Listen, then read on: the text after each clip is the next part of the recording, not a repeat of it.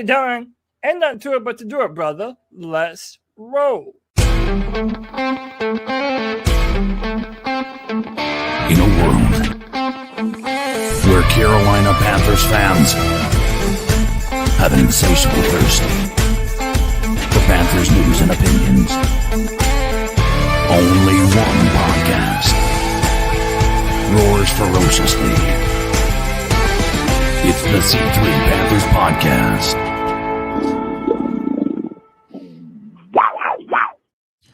We're going to be aggressive. Be aggressive. That's what Dan Morgan said. Aggressive in free agency. Aggressive in the draft. But what we're asking is aggressive where? At 19? Trading up? Is it in pursuing Cade Mays? Is it protection? Is it culture? Is it the ceiling? Is it speed? We're trying to do some research. We're trying to get excited about underwear Olympics. And we're trying to get excited about the potential of scouting bazillion players with a bazillion things to talk about that may or may not come true. But instead of trying to speculate of what could come true, we're going to tonight delve into things that Dan Morgan said and try to reverse engineer anything that we can find and mine out of those comments that could help us figure out not what will happen, but potentially insight into the draft process, the draft philosophy, and what will in the end make sense of what does happen. You're listening to the C3 Panthers Podcast. My name is Tony Dunn. It's the longest running Panthers podcast, 14 years in the business. And man, I'm not a spreadsheet guru when it comes to the 40s, but I can tell you these guys are fast, CK. The NFL Combine happened this past weekend, and all I know is tons of records that were broken, and a lot of these dudes are getting more and more athletic as they're becoming trained from the womb to the NFL Combine. CK, we're not trained professionals, but we are professional football fans. How you doing, my friend? Hey, brother, I'm doing perfectly fine, is what I like to say. I'm having a perfectly fine day. It's been hectic. It's been a hectic week. And I'll be honest with you, the only part of the combine that I had seen was that dude with the mullet running, and that just mullet just flowing in the wind, dude. That guy looks like he was about to, that's who you'd want on your team right there. I don't care who you are.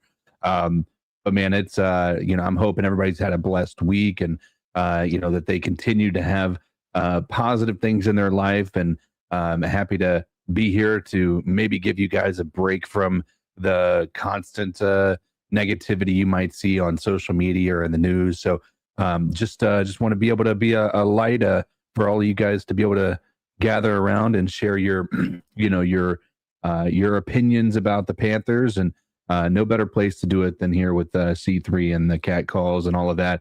And Tony, I'll let you go ahead and get these the roll call going here. VR the Hope Dealer, John B. Jenkins, Dan Floyd, Nirvash. I think that's who. Harvey London in the house.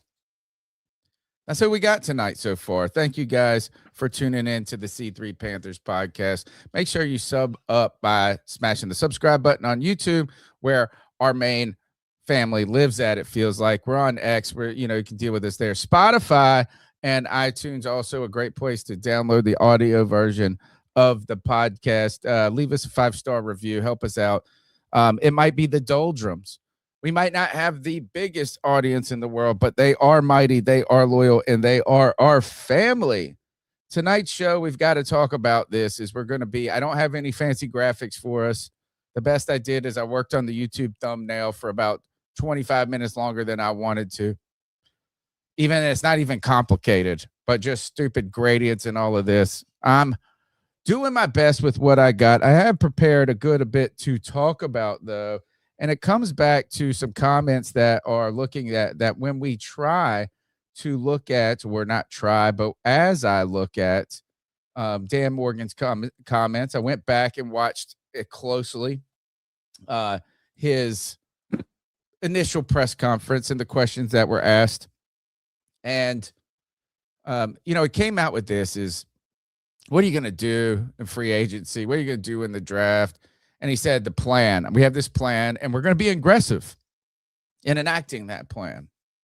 Sheena Quick followed up with a good question. Does that mean you'll be aggressive in free agency? He said, we're going to be aggressive in the draft, free agency, and gave the most coach speak answer. But what does aggression mean? He referenced, hey, we've traded up in the past. Hey, we've gone out and we're going to get the best players we possibly can. I mean, really, these are nothing. But what would be aggressive for Dan Morgan, who faces some needs, right? As a Kim Aquanu is going to be out for the entire season, we can go ahead and pretty much bank on that. Are the Carolina Panthers going to have to make do with Yosh Nunchman? And how will they solve the Cade Mays? And what does this do at number 19? I tell you, CK, 14 years in this biz of podcasting as a fan, and 10 years ago, I was probably grinding out mock drafts, trying to figure out these draft profiles, watching every little prospect. And now I'm less interested in who will be the pick at 19, but what pick 19 can do for the direction of the franchise. So when we try to get aggressive here, CK, let's talk about that aggressive mentality. Dan Morgan also on the Pat McAfee show said he's not interested. I think they said this is they threw out, and we're going to circle back and talk about trying to get younger in the quarterback room. But when he mentioned that, Pat McAfee, who was in Indianapolis, they were in Indianapolis at the time, and he played in Indianapolis. He said, we've got some people to trade away. We've got some things. And Dan Morgan said he was trying to get draft picks, not give draft picks. So as we look at Dan Morgan's aggressive mentality in the past, how about that? Let's just talk about what he's done in the past real quick. Been involved in a trade up, was not GM at that time for Bryce Young, but last year involved in a trade up for 2 years ago, a trade up for XL. I think there were some more back end trade ups. I think we went after, who was it? Not Ram. I always think his name's going to be Rambo. Who's the safety that we drafted? That was an older safety a long time ago, or corner. The guy we're all excited about at 5th. I think we might have moved up for him. Who is it? Gosh, it is Panthers. He came from Ohio State. Panther draft safety 2025. Moerig? No, he was Ransom. Ransom. Right, Latham Ransom. I think maybe he was the trade up. 4th round overall, or it was via Denver Broncos. But he mentioned that he's been aggressive in the past in the draft. But he also mentioned that everything would be determined about the draft, and the aggression there is by free agency. So your thoughts on GM? Dan Morgan's a GM, conservative, aggressive, risky, right down the middle of the fairway. What are you thinking? I mean, the part of this that I think answers this question more so than anything else is that he said that he's not trading away draft picks, and that means he's being much less risky. He's not willing to me, it seems like he's more willing to build through the draft, and what falls to him. At least that's my hope. Now, Dan Morgan has done a pretty stand-up job picking in the draft. So I'm willing to give him his flowers and let him cook the way he feels like he needs to cook, whether that means sticking at 19 or moving back and just getting a plethora of draft picks to be able to fill some of these holes. I don't mind, any of those scenarios, but what aggression I'm hearing is, what I would gather when he says aggression, I'm going to go out on a limb and say that's going to be more around the free agency side of things. I don't think the draft is going to be a shock to anybody when it comes around about who they pick, because I think free agency is going to give us a lot of answers as to what we're going to be looking to do in the draft. He mentioned that. In fact, I think when you say aggression, he said, we have a plan. We're going to implement it aggressively. And then, is that ultimately we're parsing words here and trying to mine for anything? Is what does that mean? Is the decisions they make, I believe, they're going to make with confidence, right? Rather than being backed into a corner or feeling compelled to do so or rushed or anything like that. And I think trying to move too quickly can move you too far back. And that, he mentioned the Williams guy, the defensive tackle that we missed on in free agency. Milton Williams. Milton Williams that went to the Patriots. And he mentioned, look, as we put our offer out there, we believed in it. The Patriots beat it, and we weren't going to budge beyond that. So I think when he mentions aggression, it really probably means conviction in a sense. That's fair. I think that's a fair determination or distinction there. I think conviction and determination. I think they stood their ground, and they, in my opinion, now granted the Patriots made it where they did. I don't want to put that all on Milton Williams. I don't know that he was like a life-altering difference to that team. I think he was just a piece of the puzzle. And I think our pieces of the puzzle that we got instead are probably more reasonable, right? I think that, we have some positives for some of these defensive linemen that we have, but I do think we need to start focusing on building the center of that defensive line to have a running buddy with Derek Brown. I think that is a huge benefit to this team. And Milton Williams certainly could have fit that mold, but I am not mad about these guys holding their ground, because right now we have no money. We barely have money right now as it is. And imagine if we had signed him and beat what the Patriots offered him. I don't think we would have had, we wouldn't be going into this offseason feeling very much optimism. I don't feel like.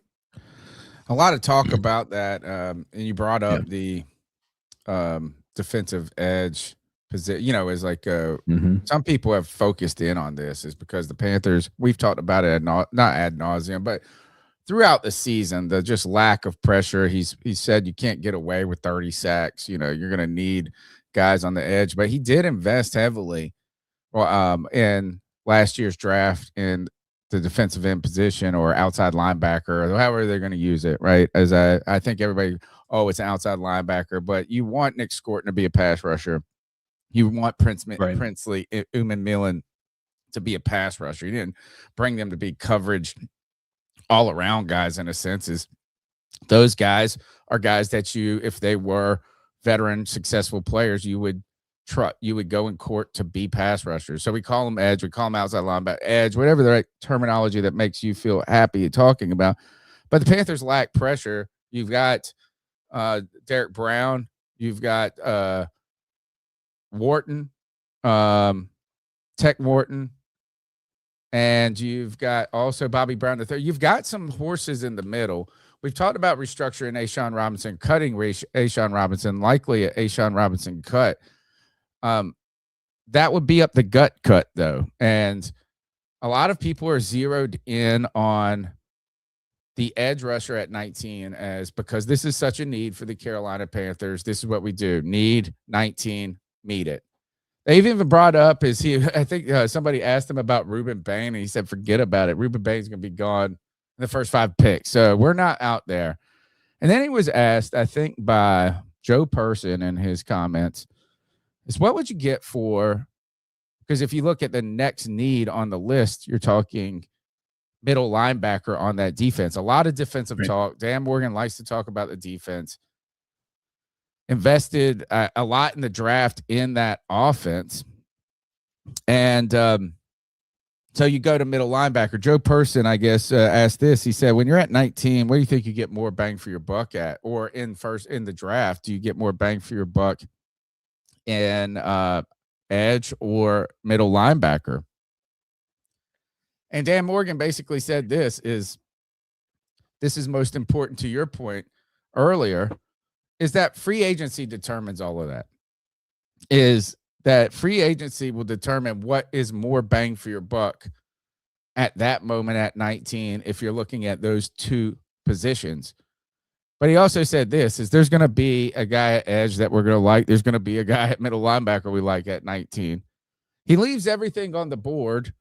I think Dan Morgan is pretty good about this, is not getting too locked in on one thing. But we also have, I believe, a little limited. We don't have a giant sample set of his work just yet. No, but I think this will be the third draft that he's done. And I think that when you look at the past 2 drafts, I mean, we've got quite a few people that are contributing still.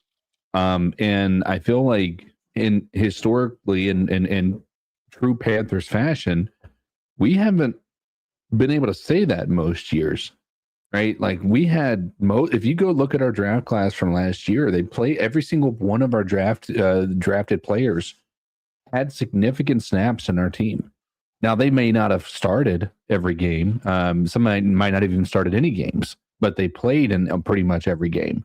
And I can't say that that's something that we've been able to accomplish as a team. So, or as a front office to get the right guys in here. Much of what we've done in the past has been we draft guys and release them before we even get to the regular season. Sometimes, but Dan Morgan has hit on many of these guys, and when it hasn't worked, he's traded him away for Mike Jack, who turns out to be the best cornerback 2 in the league. What a move! Is he's not afraid to make a move. Actually, I would say I think he's been pretty, I won't say conservative or like he's just been deliberate in a way. Deliberate's a fantastic way to describe it. Yes. You're listening to the C3 Panthers podcast. Thank you to VR the Hope Dealer with the C3 Love Bomb donation, whatever we were, super chat. Thank you. One of my favorite people in the world. He says, Tepper seems to finally let people make football decisions. I trust Dan Morgan to make the right moves. The organization is improving yearly. We've got some things to talk about with, is Tepper less involved or is he just less visible later in the show? I've got some thoughts on that as we find out that Dan Morgan may have been the reason that David Tepper got $1 million fine for throwing ice on a fan. Look, if we're getting aggressive at this, I guess we got to look go back. Let's talk momentarily about free agency, and we'll circle back to this, I'm sure, at some point. Dan Morgan explicitly said is that as you're thinking about number 19 and you want to think about the value of a player position, that much of that value will be determined by free agency. This is nothing new. I think this is that Dan Morgan has said absolutely nothing in his press conferences and has said enough to make us feel like he's honest. I mean, that's really what it is that he doesn't feel like he's just like saying no to a question, but he also is ultimately, like anybody in this case would be, giving the general answer, the GM speak, the coach speak. But to go back to a great former GM, which I think was a great GM, he was really great at first, and he turned out to be crappy in the end, I guess, or not worthy of staying with the Panthers, but really great at witticisms, was Dave Gettleman. Witticisms. I love the description you have of that. Which is in and of itself is an interesting discussion to have. We can, many of the people in the chat may already know, but Steve Smith went scorched earth on Dave Gettleman and Ron Rivera. But it doesn't. We knew he didn't like Dave Gettleman. I am curious. I'm interested to hear about how much you implied that he doesn't like. Ron Rivera. It might be worse than Dave Gettleman. It might be worse. Wow. Yeah, it's worth a watch if you haven't. It's on his YouTube channel. It's one of these ones that Steve Smith reveals all. He basically tells about the entire process, and how things happened the way they did, and who was at the helm of some of these decisions that were made and things like that. So it was incredibly enlightening, enjoyable to hear kind of the situation and how it unfolded, but it really makes you figure out that there's a reason that they got rid of Gettleman, because it's that type of stuff that you realize, and they just weren't treating the legends of the Panthers correctly in a lot of ways. Dave Gettleman famously, or not famously, it just meant a lot. He said a lot of things that had a lot of insight. The irony of this with Dave Gettleism was that he did it in the beginning and then he didn't do it in the end. And it all started the downfall when he got irritated with Josh Norman and the money and maybe the agent and whoever, and he rescinded the franchise tag and then put himself in a hole with having no quarterbacks. But Dave Gettleman always said you use free agency to set up the draft. Yeah. And that is that ultimately the draft is likely is going to be influenced by free agency, but you use and position free agency in a way to do what Dan Morgan really says the way to go is Dan Morgan's basically said the same thing in the past couple of weeks.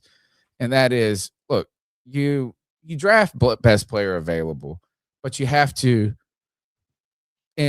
factor in team needs. And that is that a lot of these guys, when we say best player available, is we're picking nits. We're ranking guys like this guy's 19 on my draft board. This guy's 21. But really, what is that other than player profiling and some different things like this?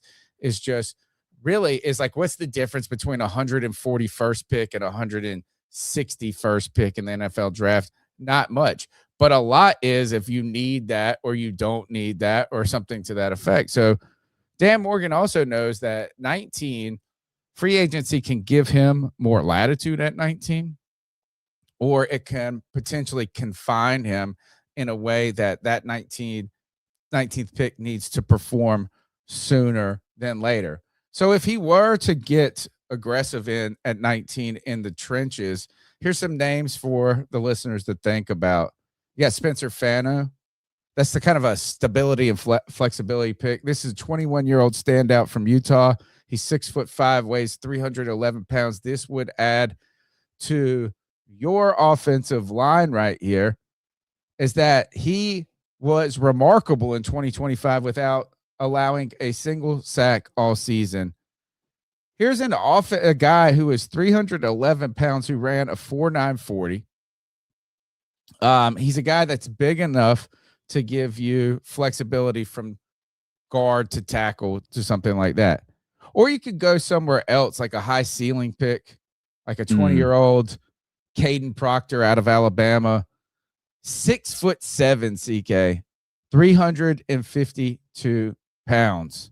He's the size and elite length that makes a massive frame. Look, as talk about a guy like that, I almost think, though, is that when I think of a player with those stats, and I think he might be a little bit, let me see what his age is. Oh, he's only 20. Offensive tackle. This is the size of an offensive tackle that people kind of dream about in length. Right. But I'm like, man, at some point you become so damn big. Like, is it possible for you to be healthy?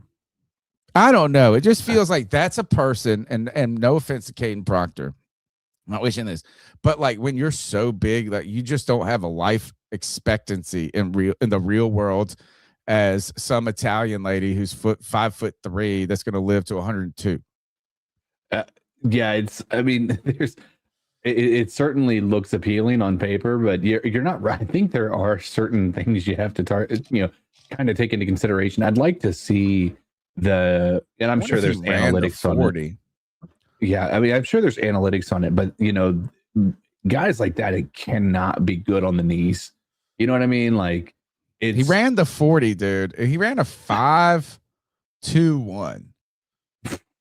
I mean, that's not fucking bad. I mean, not for that weight and size. No, he jumped. His broad jump was 9 feet 1 inch. Like, I'm sorry. The guy, he had a 32-inch vertical jump. I gotta believe this is that is some rare athleticism for a man that this is this big. Here's some just pulled up on NFL.com strengths and weaknesses. Massive frame, good length, big knockback pop when accelerating into contact. How could he not be 50 pounds? How would he imagine if it said doesn't have knockdown pop? Let me see if I just might as well share this with the audience so we can read it together since I'm just reading off the screen. Down blocks and double teams, can empty the gap, captures seals outside edge, settles into pass reps with adequate hand timing because he has 7 foot of length on you. Weaknesses: indecisive and inefficient when defender isn't in front of him. What does that mean? It's like, I guess he cross-face slants, short area. So I guess you maybe get him on stunts, does too much catching and not enough punching. Early gate opener, weight drifting, struggled staying mirrored, limited pass set, needs stabilized. I don't know what any of that other is this. Let's do this. Is maybe we'll, since it's, look at this guy. Let's see this dude, 6'6", 5'8". How do I get, come on, go away, cursor. Course. Can you see that, CK? Yes.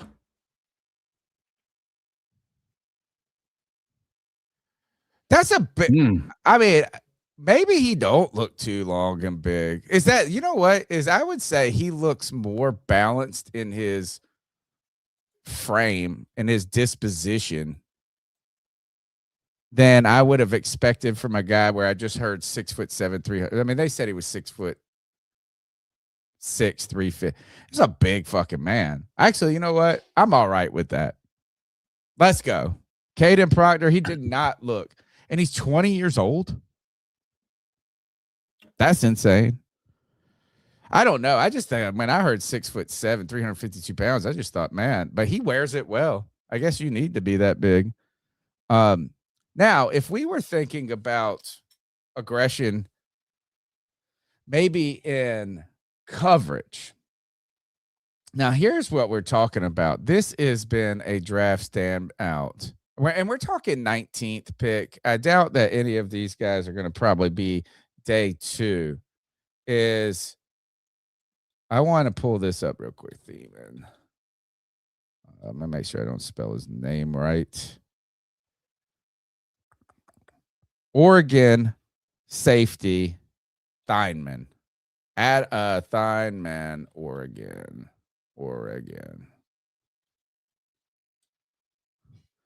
Dillon Thieneman, dude. Dillon Thieneman's 21 years old. He's over 6 foot tall. He's over 200 pounds. He ran a 4.35. And I want to pull up and make sure this is right in NFL.com. But this is what I have taken note of. NFL.com draft or combine results. Thieneman. Sorry, we are producing as we go.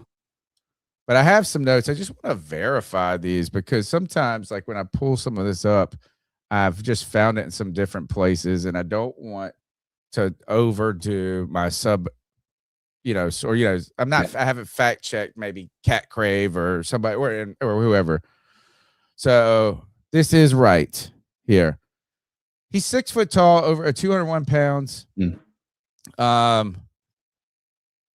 He ran a 4.35 40-yard dash. You're talking about a safety, dude, right? That could play in that free safety that we have been yearning for. He had a 41-inch vertical jump. This is insane. That is insane. He's a savvy. This is what his overview on NFL.com was. Savvy 3-year starter, NFL size, speed, alignment, versatility. Extension of defensive coordinator. And it can be put in motion. He's instinctive, rangy safety. If he runs a 4.35 and isn't rangy, I don't know what the hell would be. He's got elite speed and ball skills. CK, one of the things, though, is you're talking about for how long have the Carolina Panthers kind of piecemealed that safety group, piecemealed that backfield, but we've added Morrig. We've got Ransom, who we want to play more. But a lot of people have continued to come back. Are these safeties rangy enough? Or can they be that outfielder that can play the whole field at any moment? I don't know if the Panthers, though, could go this high on a guy at this point. That might be too aggressive. So, some other names we'll talk about, maybe some tight end possibilities. But CK, you had safeties running 4.4s and 4.3s that are typically, they're running like nickel quarter, like corner numbers. You had tight ends. You had a sub 4.4 tight end in this group. A 4.39 tight end. This guy's 250 pounds, 6'3" or whatever, 6'6" or whatever he is.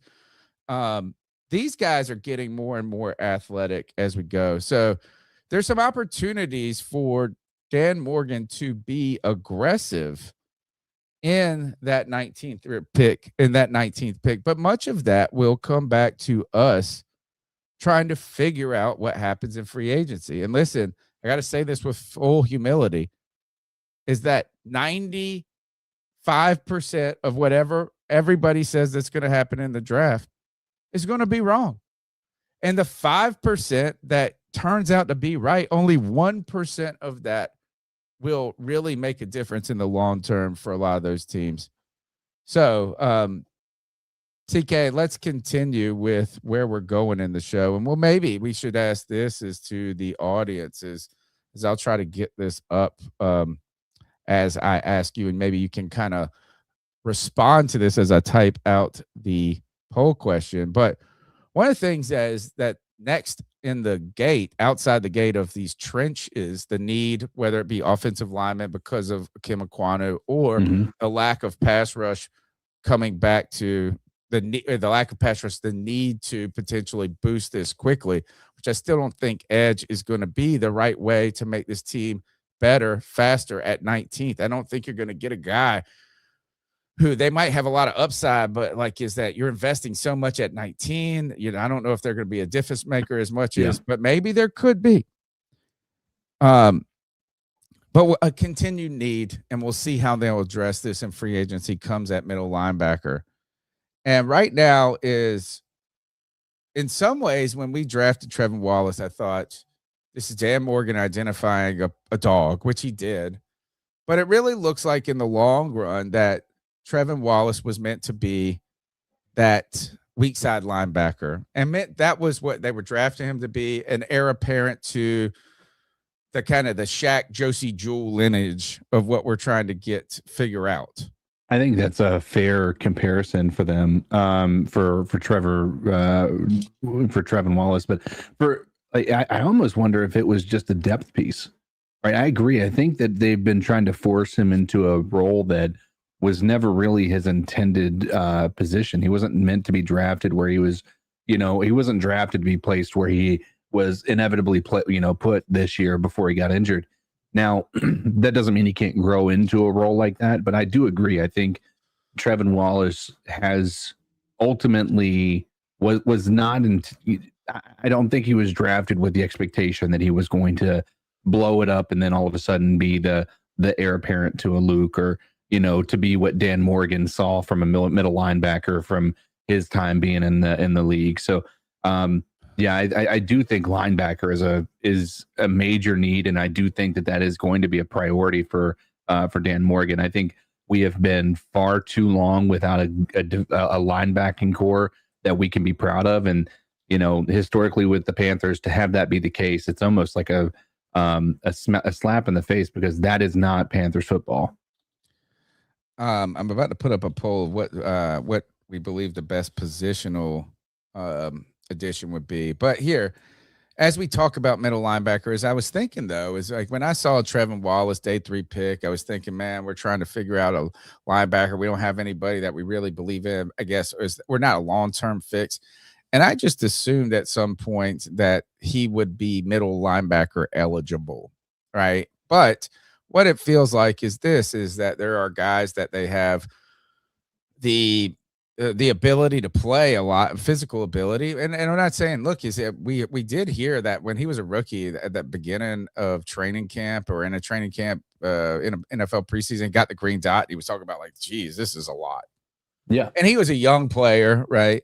It just feels like as people continue to ask Dan Morgan, the Carolina Panthers, as people hypothesize about where they're going, the need for a middle linebacker, I really think they've shown a lot of faith in Tevin Wallace. While they have not, or at least in the past 2 years, they've used him, whether that's out of necessity or belief. He has played, right? And he's had playing time. Sure. A lot of it, I think, has been forced or rushed or maybe by necessity.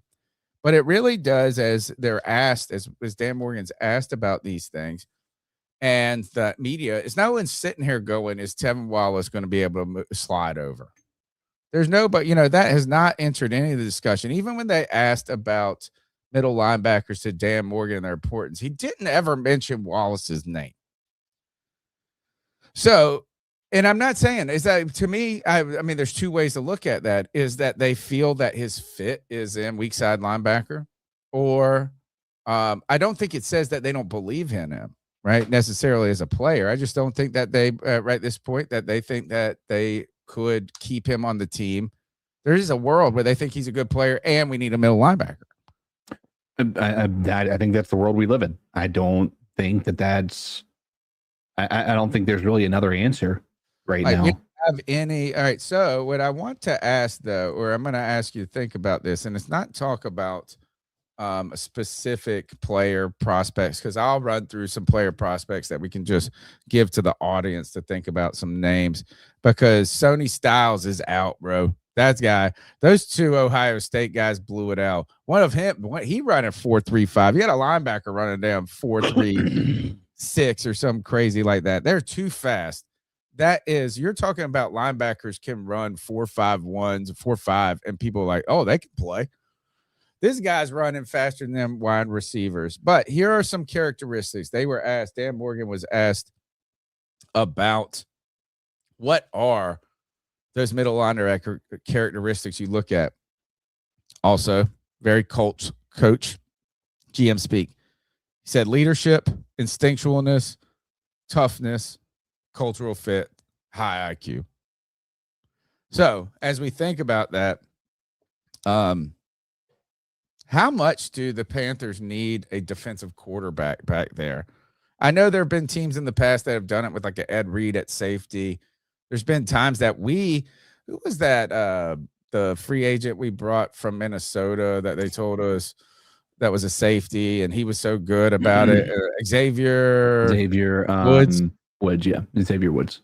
So how important do you think for the Panthers they are needing someone that was that defensive quarterback, never going to be a Luke Kuechly, but what do you think that those leadership qualities, leadership, instinctualness, toughness, cultural fit, high IQ, how much do the Panthers need that on this defense right now? I think we need it more than we realize. I think that having that guy in the middle who is able to, be, I sit here and think constantly about when Thomas Davis was here. Nothing against Luke, but I just feel like Thomas Davis was this motivational guy that was able to get everybody riled up and get them into the game. Like, he had a way of talking to the team that I feel like if I was a player, I'd be, ready to run through that wall, as we say, probably all too often. So I think 100% we do need that. I don't think I see that out of a JC Horn. I don't think I see that out of Derek Brown. Not saying those guys can't be vocal. I don't see them as the rah-rah being able to bring the team to like into that type of a an environment. I could see a defense without that type of a leader falling apart. And I can tell you, Christian Rosenboom is not that dude either. Not to say, not knocking the dude. I think he played admirably, if I could speak, admirably for what what he was, signed for. But I do want to see somebody step up. I think Brian Burns maybe had that opportunity, had that characteristic.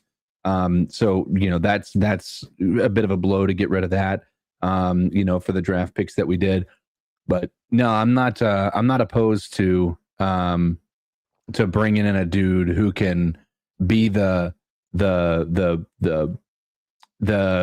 glue that holds this team together when things aren't going our way, or a dude who can come in here and yell at everybody and not, everybody's listening out of respect. You know what I mean?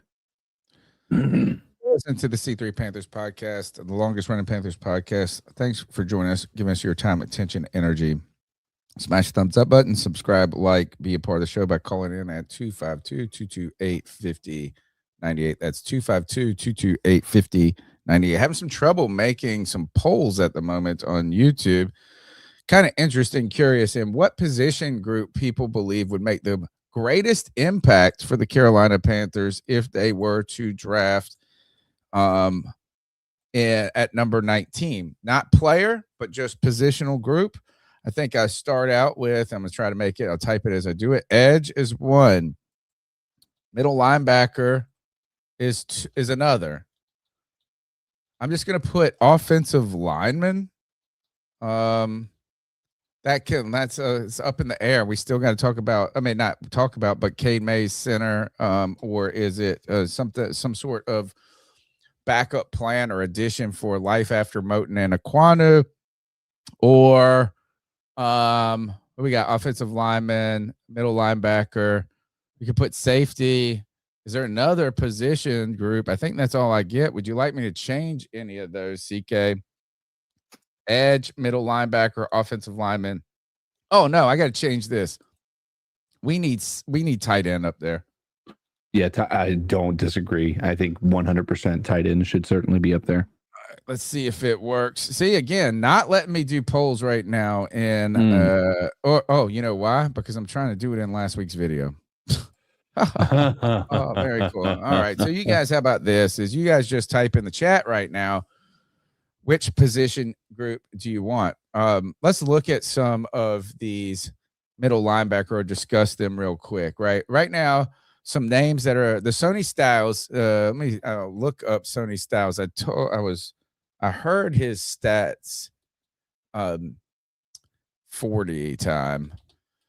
So this was a name that has been thrown out by Panther fans who are in the early phases. This always happens, CK, is that we throw out names and it's based on position group and need, and they're the guy that's kind of the best at the position.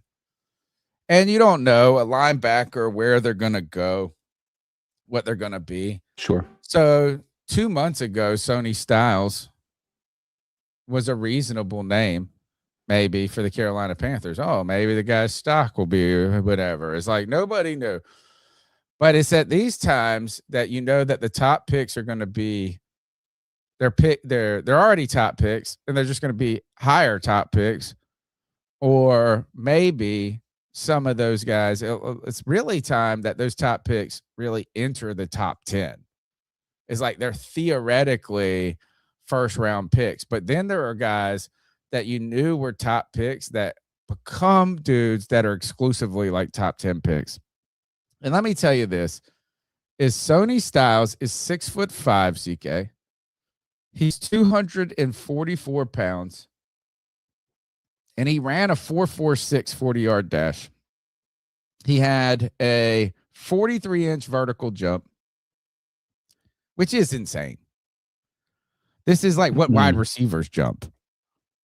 You know, you get somebody who has a 37-inch vertical jump. This guy is probably what you need in the new league when we talk about what the tight ends are doing. Is because when you have these tight ends that are so fast, you can't put regular linebackers on them. Dan Morgan would have gotten smoked by these dudes. You're talking about teams having to think about putting like nickel corners on them. And by the way, Panther Gal in the chat, love Bud Clark. Love Bud Clark and I just think this is a guy that the Panthers may actually be able to land. We'll talk about him a little later on.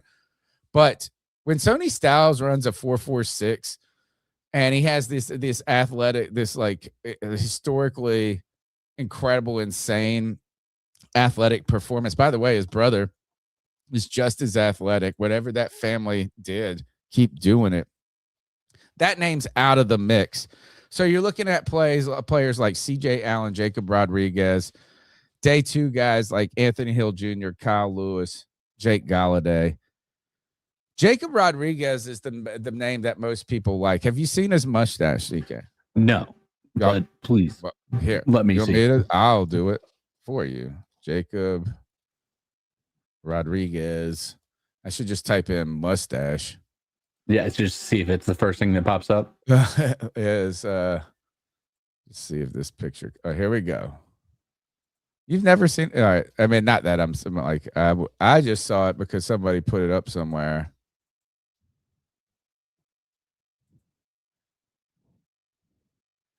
Oh, that thing's a real flavor saver right there. CK. That's what I got right there. Is Jacob Rodriguez, the cultural enforcer. Pretty good. He has very good, really good tape. This guy's 6'1". He's 233 pounds. He has a RAS score of 952, which is very high. I think that statistically, remember when we were with the Matt Rule era and how important the RAS score was? I don't. I've removed that from my memory. It felt like that was very important. He's physical. He's had good production. He has production in college. He has instincts. This becomes a kind of culture guy right here, right away. But you might be looking at guys like Anthony Hill Jr., Kyle Lewis, Jake Galladay. So if we just look at now, Rodriguez is 23 years old. He's 6'1", 233 pounds. Those are great. 128 tackles, 7 forced fumbles, 4 interceptions in 2025, bro. 128, 7 forced fumbles, and 4 picks from a linebacker. I gotta say that's good college production. No, that's okay. It's okay. It's okay. I think you know what is that it looks like that production, what we want to see is that their combine performances match what you see on tape, not like reinforce it. Sure. I think with that, now correct me if I'm wrong, wasn't the only thing I worry about with the pushing or pursuing the stats, right? Even if the tape matches, right? Didn't we have, was it Trevin Wallace that actually had a substantial, like a really good, like set of stats for his senior year as well? Or was it, I do think so. Was it him?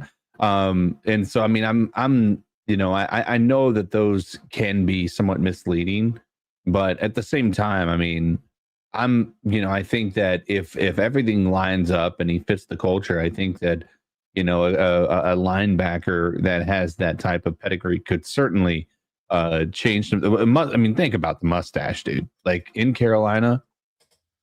Yeah. I mean, you like white boy linebacker. Nobody's not gonna like that. And actually, what I mean by that is that we got Luke we're Kuechly. Getting canceled. Oh, stop. I mean, Luke Kuechly. No. It's just like the Luke Kuechly is that these guys, it's kind of like searching for a white corner. And come on, folks, people can make those jokes. We find one is that was the big joke from Jason Sehorn. Remember, he was the last one. But here, think about this: is Sonny Styles 40-yard dash at 4.46? Something like that.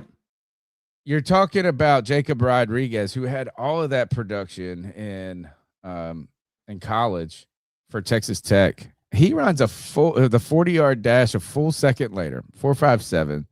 But that's like standard tight end results. You know what I'm saying? He had a 38.5 he was very athletic for what his position group would be, right? So this guy is, I think, and I don't know where they're going to find, but I think once Sonny Styles has come out, this is a name that a lot of Panther fans were throwing out there as an alternate to that. Again, you could have a guy like CJ Allen, who comes out of Georgia. He was 6'1", weighs 230. He's the many plays, people think he's the green dot linebacker right away, or could be right away. He was a team captain, served as the glue of the Georgia defense. 205 career tackles, 88 in 2025. I want to put this in perspective, though. Is Rodriguez had 128 tackles in 2025. Georgia standout CJ Allen, 88. But he's known as gap discipline, low missed tackle rate. And a lot of people believe that this is a safe floor. CJ Allen, Jake Rodriguez, a lot of people believe could be one of those guys that's a star.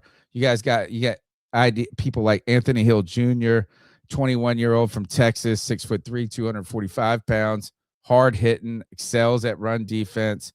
He ran a 4.51, so a little faster, 37-inch vertical.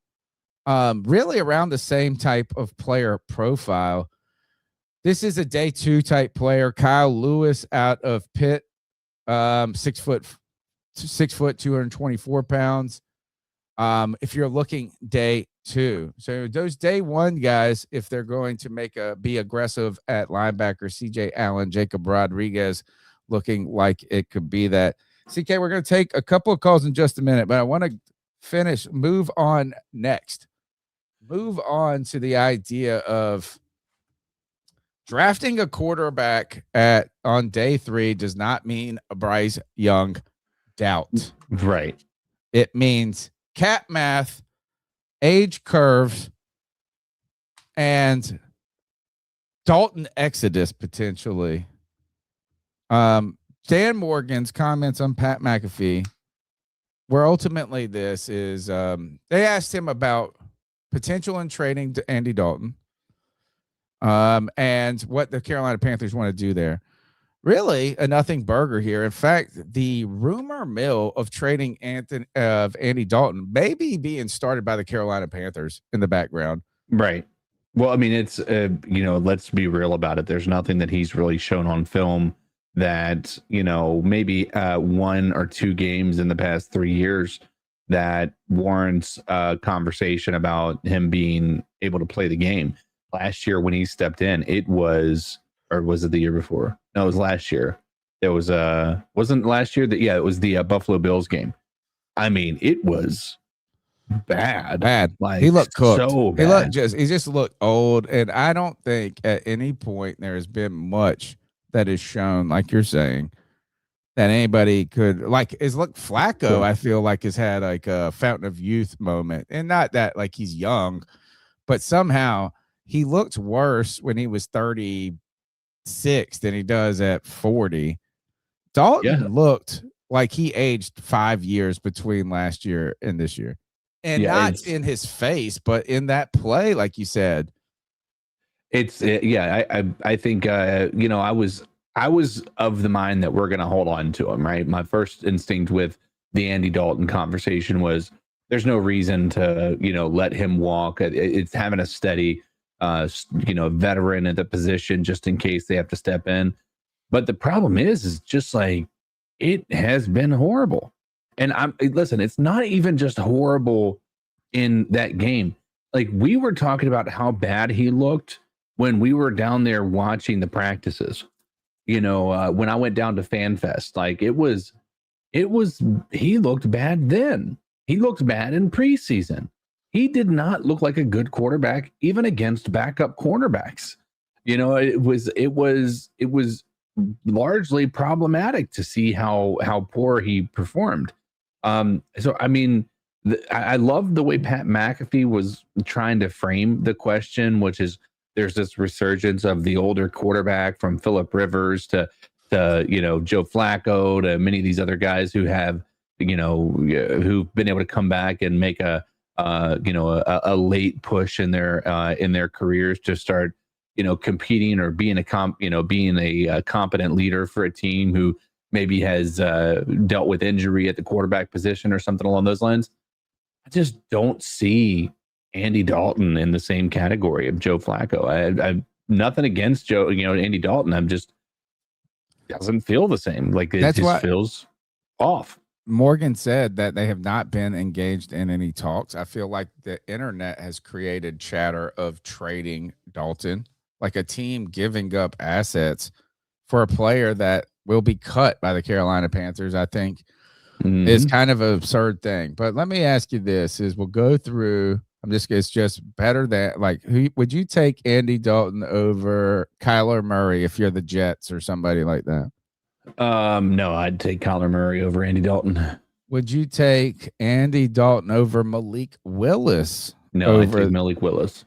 You know, Malik Willis is getting a lot of pub out there. Yeah, they're saying he's the best quarterback on the when you look at the top 100 free agents, he's number one on a lot of people's list, which is crazy to me. Given imagine, if you're the Jets, you feel pretty bad because now, the quarterback you let go and Sam Darnold goes out and wins the Super Bowl, right? And he looks good doing it. He's not seeing ghost Andy Dalton or Sam Darnold. But he's young. But at the least. reason, he's still he's young, pretty. He's still like 30. But think about the Malik Willis thing, right? Because if you're the Tennessee Titans, you let him walk because you were going after Will Levis, and Will Levis turns out to be probably a bigger bust. He actually is a guy that's also potentially is available. I don't know if he's on the roster or not. Yeah, I mean he's going to be available. I mean it's possible he's going to be available. The trade value, CK, is what you had to give up to get Andy Dalton or to get Will Levis is negligibly different. We're talking, Dave, 5th round, 6th round picks, I think. Right. How about this? Aaron Rodgers or Andy Dalton? The only thing about Aaron Rodgers is probably going to be a Steeler again for another year. I'm surprised with Mike McCarthy. Yeah, but which one would you take today? Andy Dalton would be cheaper, but I still believe Aaron Rodgers gives you a better overall chance. And Aaron Rodgers is not the player he used to be. He's not, but I think that if I look at what he did, even in a bad year with the Steelers, when I say bad year, I'm saying that relatively speaking. It was an okay year for him, and I think every single game he played, he looked better than Andy Dalton did in that Bills game. If you were a team that had a free agent option of Tua Tagovailoa or trading for Andy Dalton, which one would you do? I don't think out of all these names that I give you, I don't believe there's one name I would pick over Andy Dalton. That's what I'm saying. I'm trying to be genuinely fair with all of my my responses, but I don't see any other person that I would put in above Geno Smith or Andy Dalton. Underneath Geno Smith, Mac Jones or Andy Dalton. Mac Jones, Joe Flacco or Andy Dalton.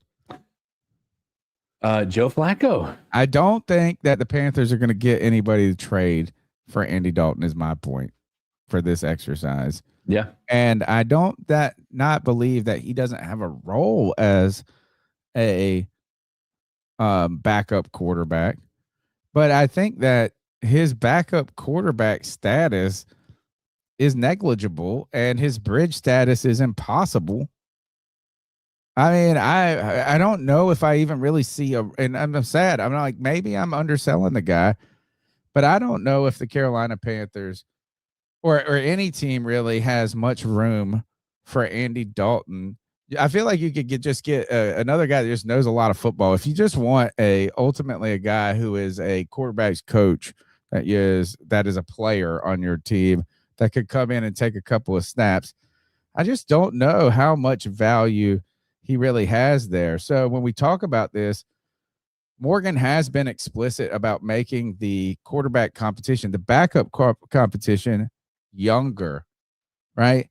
And ultimately, this is age roster management and potentially a guy who in the event of a catastrophe becomes a bridge more than a game or so. Like I think Andy Dalton is a snap or two or a quarter or two. I don't think he's like 3, 4, 5 games or two. So a lot of talk has come back, and Dan Morgan's been very open about this. CK, what are your thoughts on his talk about of the youth movement? Because he did explicitly say Bryce Young is my guy. He likes Bryce. It's Bryce Young. Anybody that's being brought in is a third quarterback that you're getting for super cheap through the draft, or a guy who is not developmental, but developmental in case of emergency. I mean, again, I think that the only issue I have with what he said is he's telegraphed the answer already, right? And that's that they do want to get younger and more athletic at the position, which indicates to me that they are. I don't think that they're going to be willing to part with draft picks for a quarterback. So trading for a guy is going to be unexpected or borderline unreasonable to expect that. But because Pat McAfee was bringing up the Anthony Richardson, we have a guy, Anthony Richardson, and Dan Morgan said we're keeping our draft picks. So I could see them going late in the draft and picking a guy who could fill in. There's been people, somebody was talking about Seattle's backup. What was that, Drew Lock? Who didn't look like he wasn't bad for Denver. It's just they traded him for a bag of chips and never really gave him an offense to play with. And he went up there and had sat behind Geno Smith, and then unfortunately Sam Darnold came and there was another starter there that he didn't really have a chance of unseating. But I mean, there's quite a few guys out there that I think are able to be quality backups, and I do like the idea of going with an athletic guy, but I also like going with a guy who has some experience in starting in the NFL. I don't like the thought process of going with a guy who is if we go with a rookie, I'm fine with the developmental aspect of that, but I would prefer that we go with somebody who has experience in the actual NFL in a starting capacity, no matter how limited that capacity of starting was. I think if you're drafting a player, you're talking about 5th, 6th, 7th round. I hated when the Panthers drafted. There's no need at any point to draft anything prior 5th or earlier. Maybe 5th if it's late 5th for a guy who is a guy who is, nothing says he's going to play today. Nothing actually is going to say he's going to play tomorrow, but almost like a Jake Delhomme type-esque player. Yeah. Which is a guy that has enough to potentially be good. Is not ready now, but could be something in 3 or 4 years to where you get him involved in the organization. He starts to get his feet wet. He goes to training camp a couple of times. Nobody wants him because he hasn't had any playing tape or this and that. And then at the moment you don't know you need them, that they're younger, or that by this point they're not young anymore. At this point they're 27, 28, 29 years old potentially, and you're finding a guy that is the bridge then for a team. I don't know why it almost is a bizarre thing to me. CK is like, we want competition at the backup spot. And what that really means is in event of emergency, break glass in the event of emergency. I'm talking season-ending injury at like the end of the season or something like that. Right. To where you might have someone who could compete with a draft pick maybe, or another, where you don't have to go and immediately pay everything in free agency. Almost a backup who could be capable of being a backup / starter in 3 years. Instead of this cycle of no names. I don't know. It's like it has to be one of the most odd things is how do we prepare for our backups? But keeping a guy like Dalton is too old to be good and too old to be cheap. I mean, there's I don't think that you could make a solid argument that justifies having him still be on the team next year. I really don't. I think even if you drafted a guy, you're talking about hindering that dude's development behind in the third string, taking reps with the third string players, as opposed to getting, at least some actual real reps with the second string. So I think that it only is going to limit and hurt our ability to grow as a team if we continue to do the moving on with Andy Dalton at the backup position. I don't think there's any value to us whatsoever if we keep him on the roster this year. You're listening to the C3 Panthers podcast. Smash the thumbs up, be a part of the show. CK, I got to make sure I hook the Bluetooth up. The first step, we're going to take some cat calls. We want to hear your thoughts. We don't have a lot. This is kind of parsing words on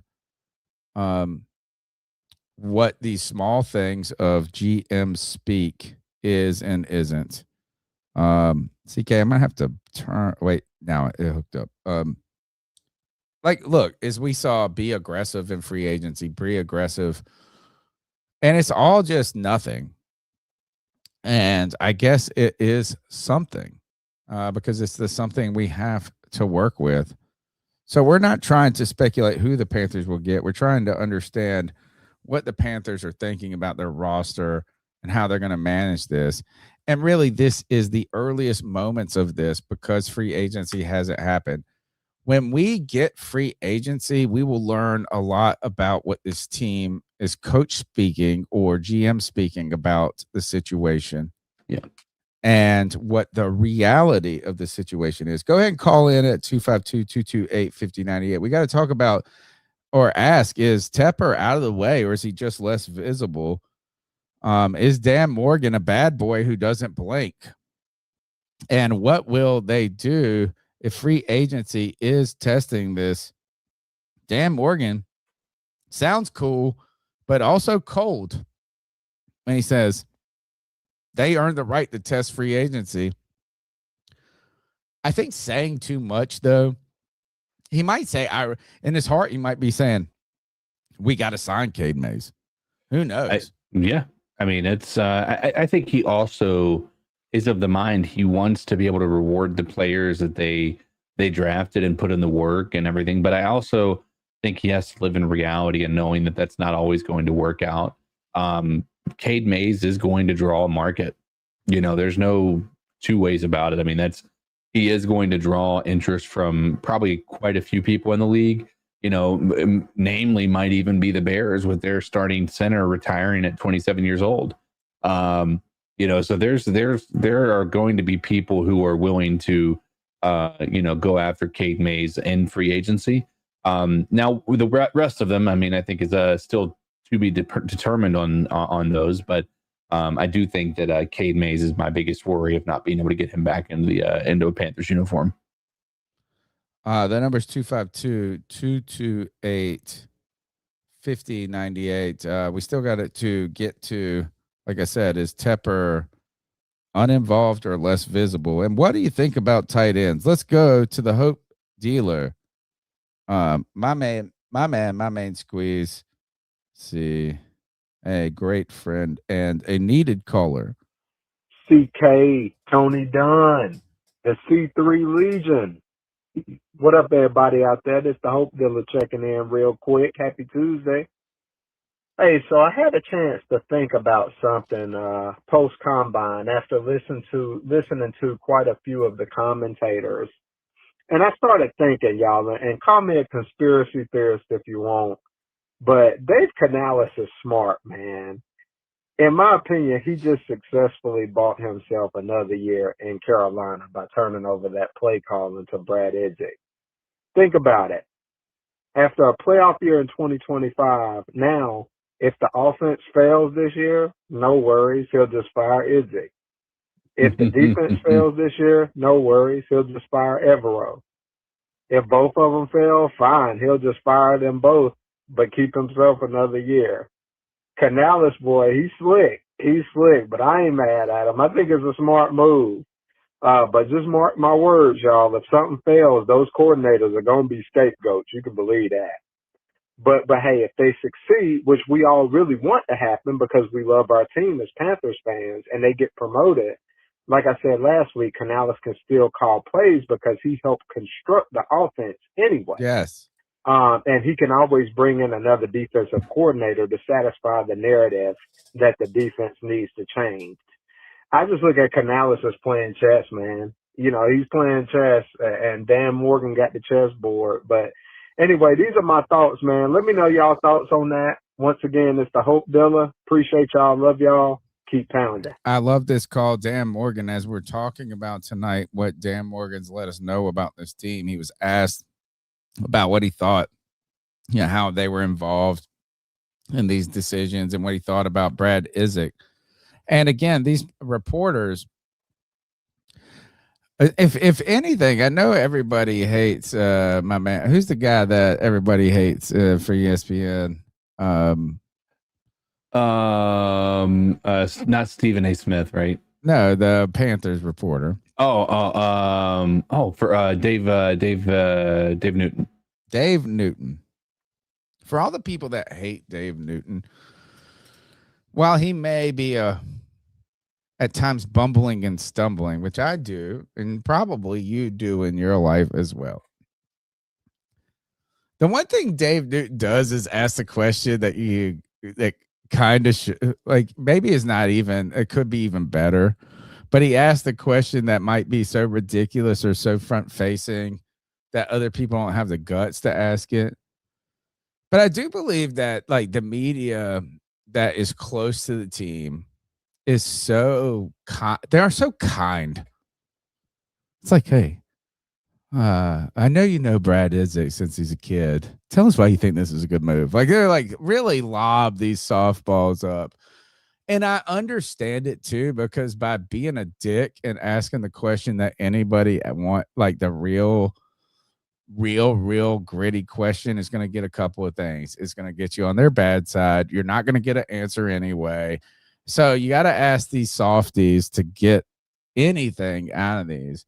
They asked Dan Morgan what they thought and like kind of who led this and what they thought about Brad Idzik. But he started with his, you've known Brad Idzik since he was middle school because his dad was a coach at Seattle. Dan was working in the front office. You got to be happy for him, right? Yeah. Like they are like, we're giving him words to start with. You got to be happy for this guy. And I get it. I would do the same shit. But if we really want is like what we really want, which we're not, it's not going to really get us anything, is like put Dan Morgan in a fucking interrogation room and put the light over his head after we blasted death metal for 2 days and gave him deprivation and then say, how'd this really go down? Did you tell him? But we don't get that. Brad Idzik, he's happy. He's known him since he was a kid. Comes from a football family.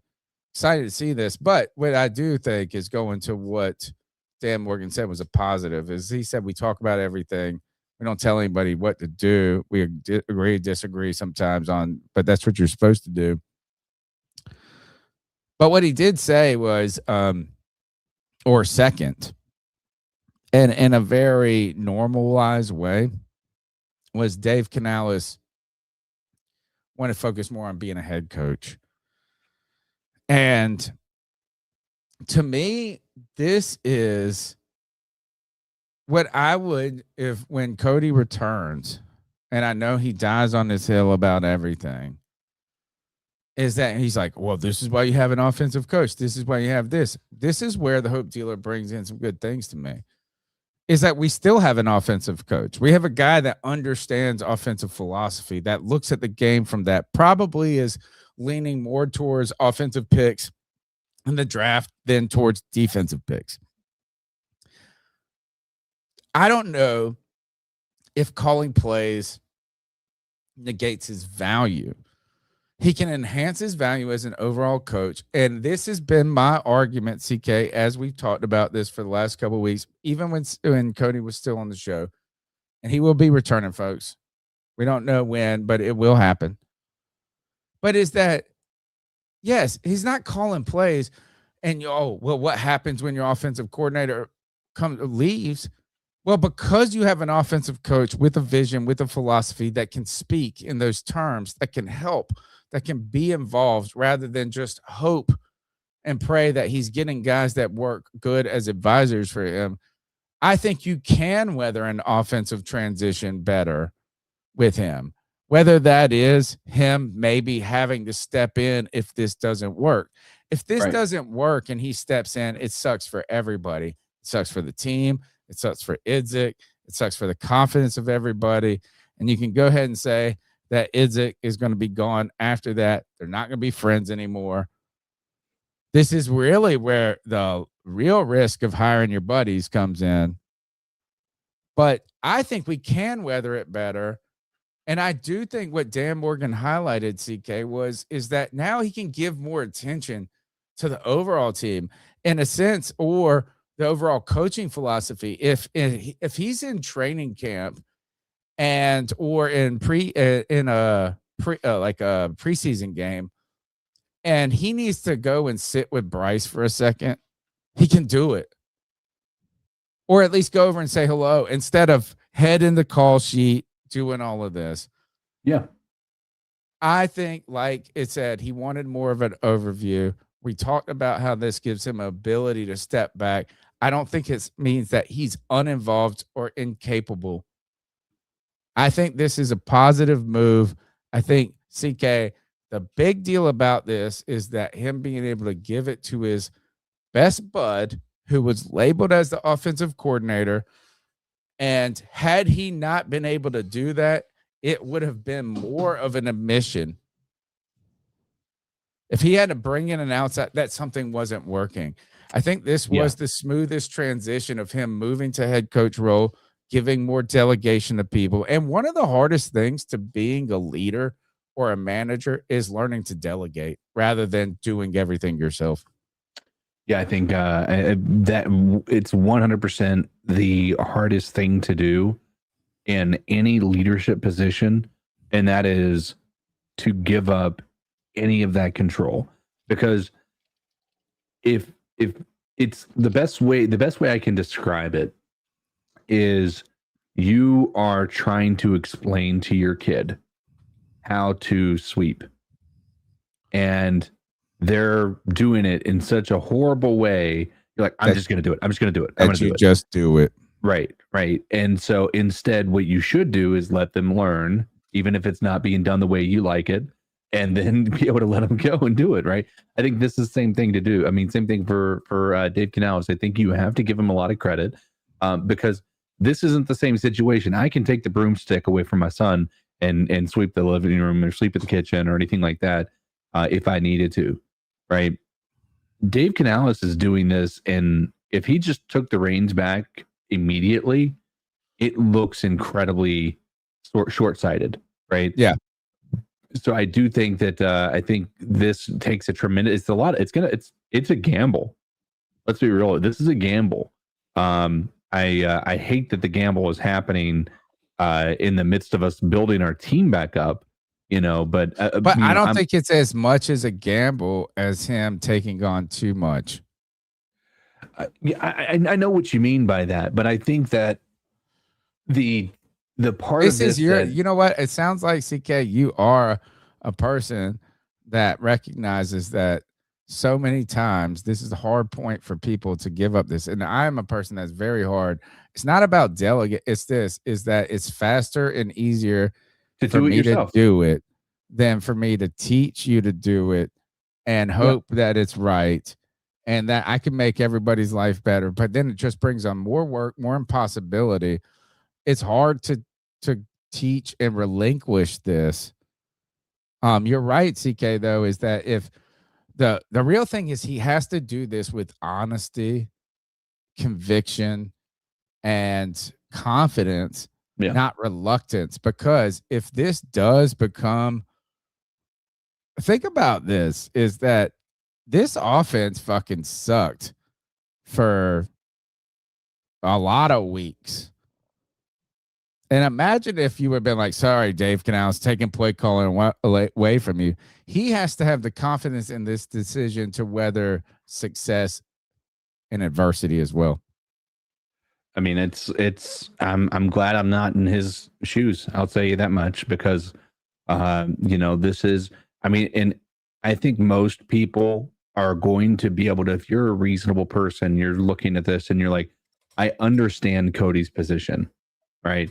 I understand the people who are not happy with the decision to give the play calling to a guy who isn't the offensive mind that was hired to help this team, move in the right direction offensively. But I also do agree with you, Tony. Like, even if Brad Idzik did get promoted or he got a head coaching job elsewhere, Dave Canales is just going to take over play calling again.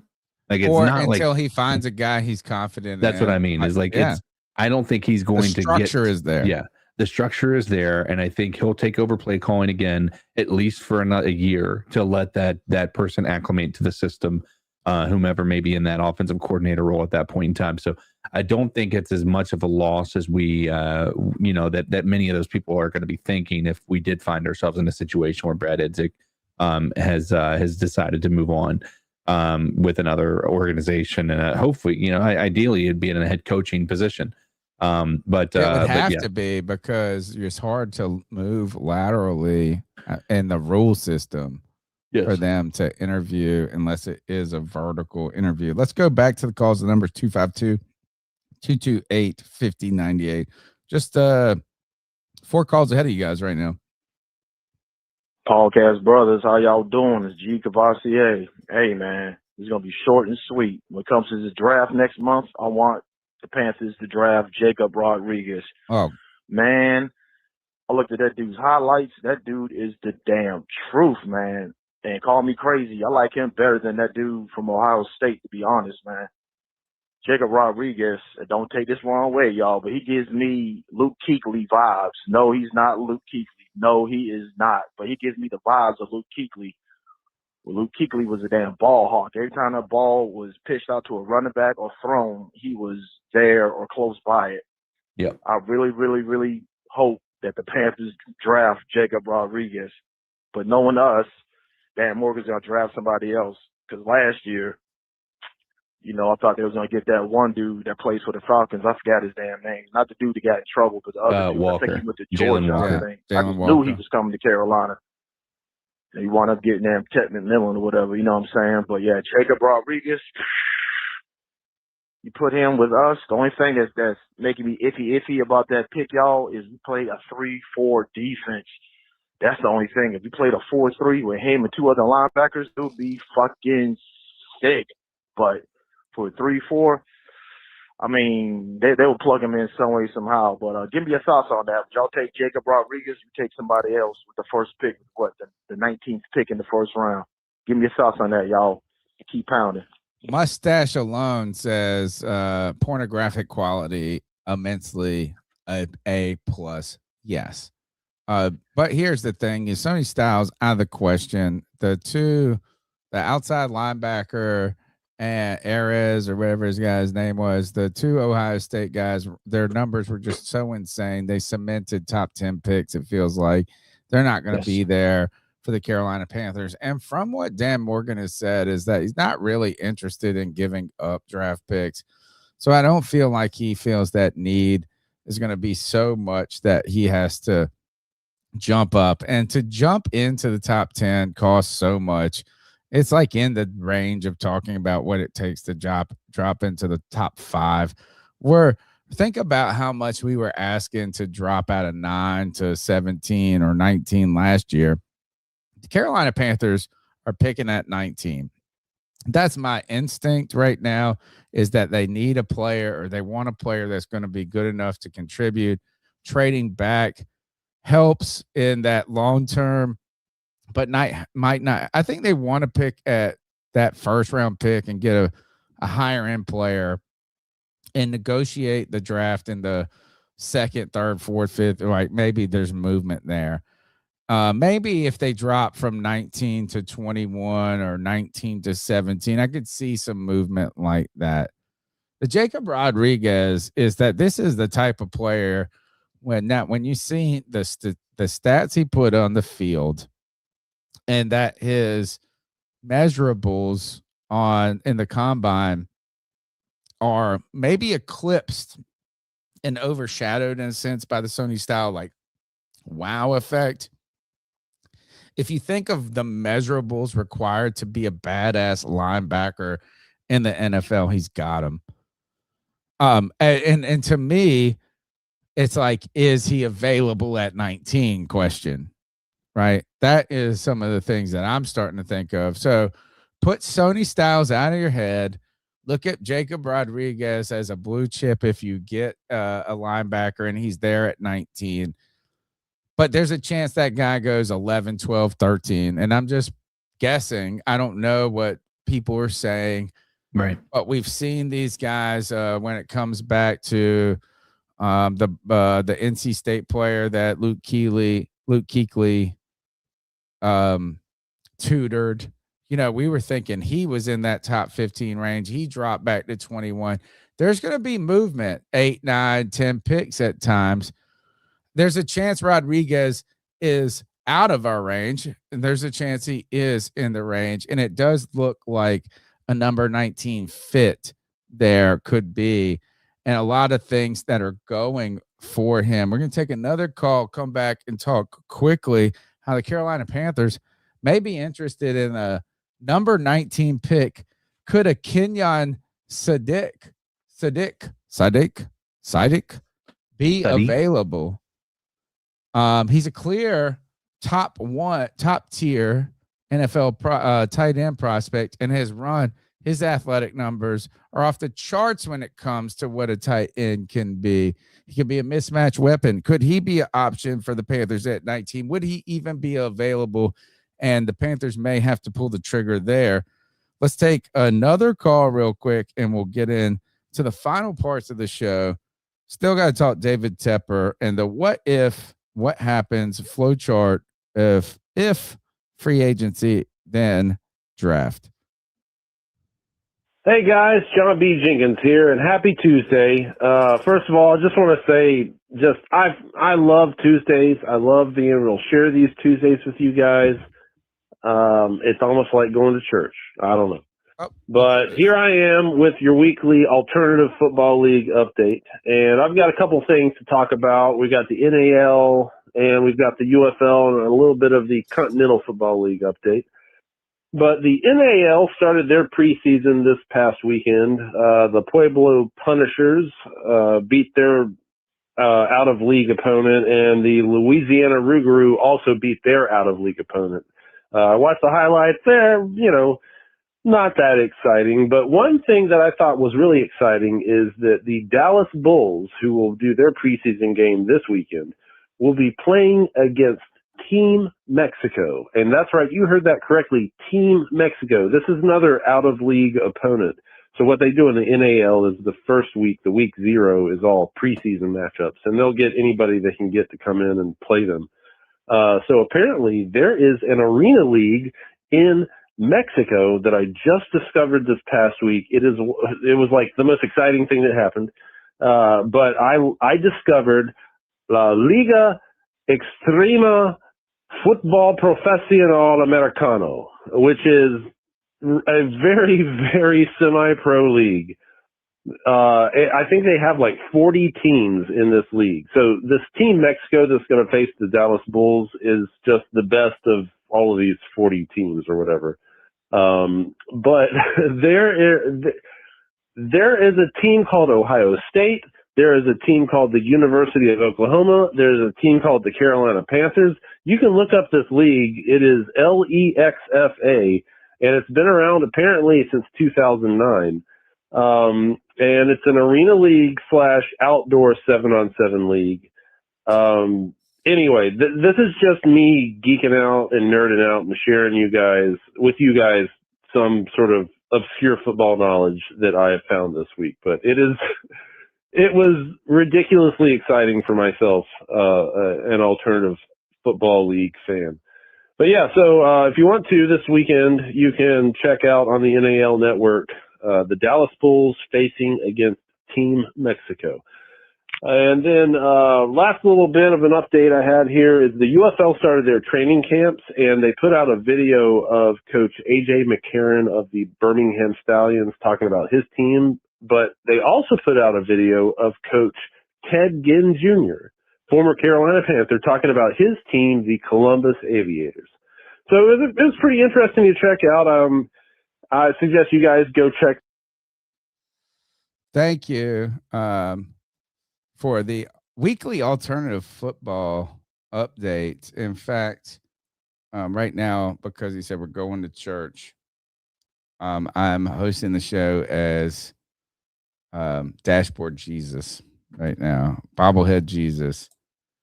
Nick Montero sent me a message. Let me see. I don't know how to pull up Instagram messages online. Oh, here we go. I see it. Bottom right. Where did Nick send it to me at? Yeah. Sent me this a while back. Former NFL Carolina players playing in the UFL this season. Matt Corral, name that's Laviscus Chenault, Deontay Brown. Phil Hoskins is a name I recognize. I recognize a lot of these are player. Jack Plummer, recognize that. Head coach Ted Ginn Jr., defensive coordinator Captain Munnerlin. See, there's another. It's more on the list right there. Thank you, John B. Jenkins, for our alternative football update. Let's take another call. We only have 2 calls left. And not much show left, even though we know how just even talking about these players' stats, where they came from, takes time up. But we thank you for your time and energy for listening to the C3 Panthers podcast. Let's go back to the Hope Dealer. Hey, what up, y'all? Hope Dealer, second call, chiming in real quick. Hey, I got a name for y'all, C3 Legion. I got a name for y'all, Devin Lloyd. Devin Lloyd. How about bringing in Devin Lloyd as that middle linebacker? Think about it. If we get a free agent linebacker like Devin Lloyd to the Panthers, who is obviously performing at a high level, he's only 27 years old, man, that'll free us up in the draft where we can focus on a premium position like an edge rusher or just go best player available. I know it seems like we may need an offensive tackle as well, not only with Icky being out, but Taylor Moton, let's face it, he's getting older. He's getting towards the back end of his career. So I want to see what y'all think, C3 Legion, as far as Devin Lloyd.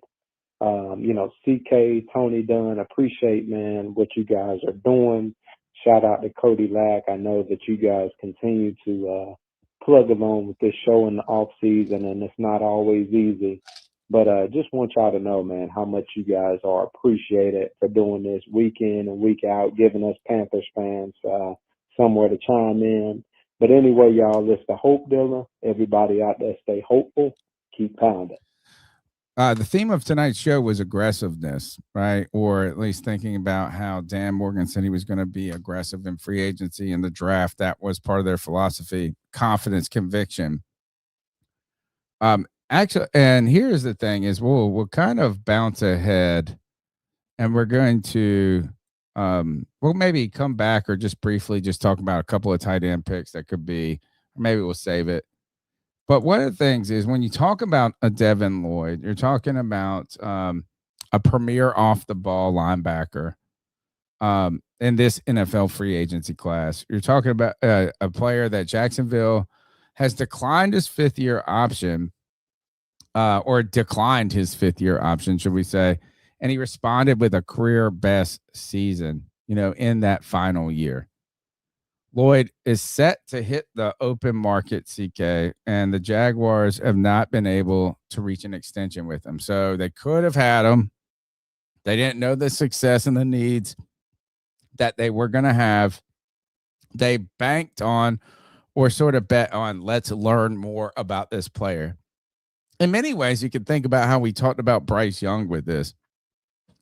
Is, do you make him play the final year of his contract and then he just hits free agency and it's good or bad, and you could be put in a tough place there where you don't have enough information. You want more information, but you need to pay because you don't know what to do. Middle linebacker, the stakes are a lot lower than a quarterback. So Jacksonville rolled the dice. They didn't pick up the 5th-year option on a former first-round pick. And he went out there and he balled.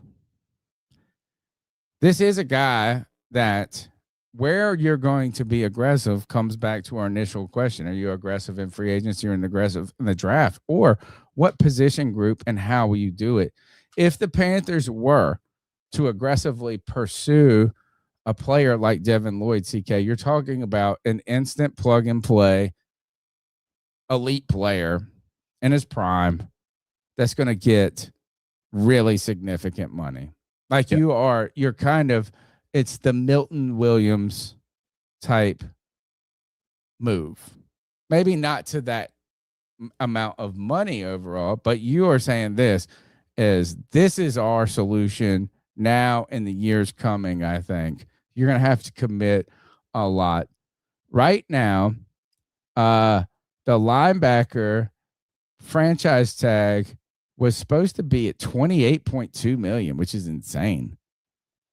You could that right now, the projected market value for Lloyd is a deal between 16 and 20 million. He's widely considered the top available player at his position and often placed in the top tier of his own. In 2025, he earned his first Pro Bowl, was named second team All-Pro. He had 5 interceptions, including a 99-yard pick six, 7 pass defended, 10 QB hits. He finished with an 89.1 overall grade among PFF, ranking 3rd in all linebackers. To me, if